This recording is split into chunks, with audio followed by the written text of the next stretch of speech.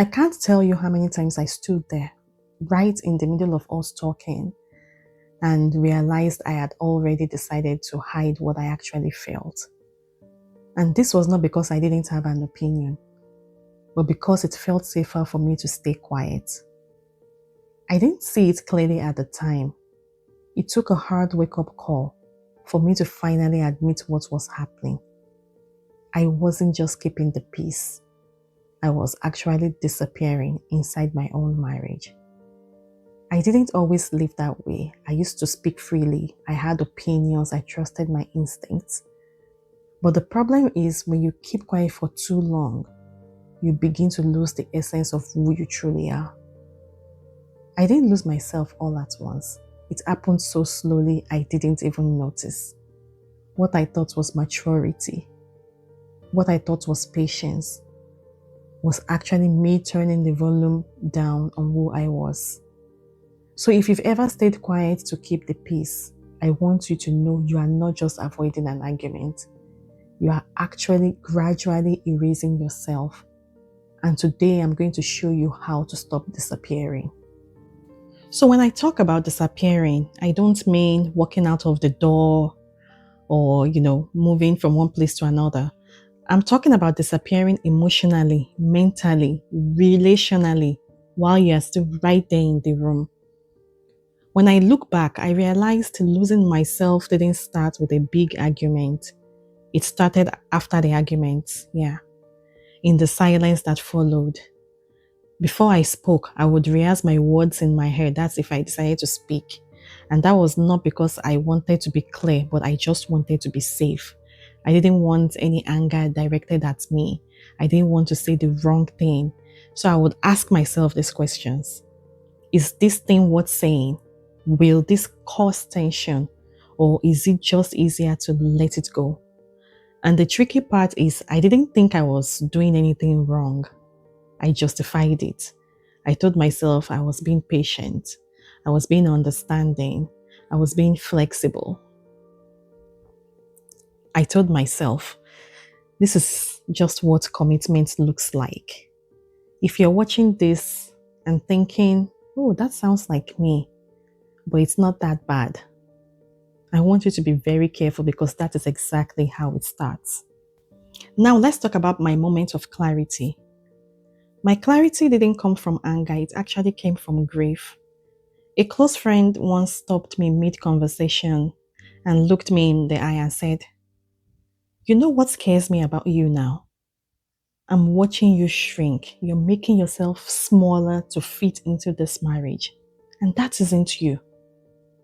At first, I brushed it off, but those words actually stayed with me. Then one day, my sons asked me if I was always gloomy because of their dad. And that question stopped me cold. If you think your silence is protecting your children, I learned that they see the silence too. I hadn't realized they were watching. I hadn't realized what they were learning from the version of me I had become. And that was my wake-up call. So clarity can look different for different people. But I started looking inward and saw how I made decisions for everyone else and almost none for myself. Somewhere along the way, I stopped being the person first. I stopped being me first and I became a series of functions. I had become a mother. I became a provider. I became a wife. I became a peacemaker. And in trying to hold everything together, I had slowly let myself fade into the background. So how did I begin to find myself again? After I realized I was gradually fading, I knew I had to do something about it, for my own sake and for the sake of my children. But let me be clear, this wasn't about ending my marriage. It was about ending my self-abandonment. Love wasn't the problem at that time. Loyalty wasn't the problem. The problem was that I kept choosing the relationship over myself and calling it love. You shouldn't have to lose yourself in the process of loving people. So I started small. I didn't make a big announcement. I just started paying attention to myself. I stopped talking myself out of my own feelings. I'm allowed to have feelings. I'm allowed to express myself. I stopped telling myself, it's not that serious. He didn't mean it, so I shouldn't feel this way. I started voicing small preferences again. I stopped watching, for example, I stopped watching TV shows, I hated or I didn't like, just to be near him. So instead, I would just go into another room and do something I actually enjoyed doing. And if I was tired and didn't want to go out, but he wanted us to go out, I stopped saying, I guess we can go. I started saying, I don't feel like going out tonight. Maybe we can go tomorrow or another day. Just honest, no justification, no apology. I set boundaries without over-explaining. And for example, on days I felt disrespected, I stopped staying in the room to prove I was strong enough to handle it. I chose to step away instead. And when you start choosing yourself, even in these small, tiny ways, something begins to shift. A quiet peace starts to show up and your sense of self-worth starts returning. Not loudly, but steadily. You don't have to live to find yourself, but you do have to stop abandoning yourself to stay.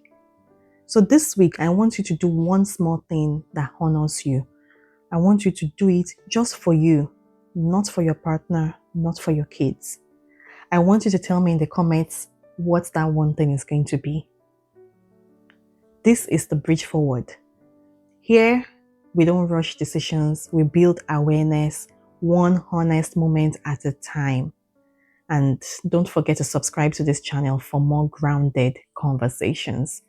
I'll see you in the next episode.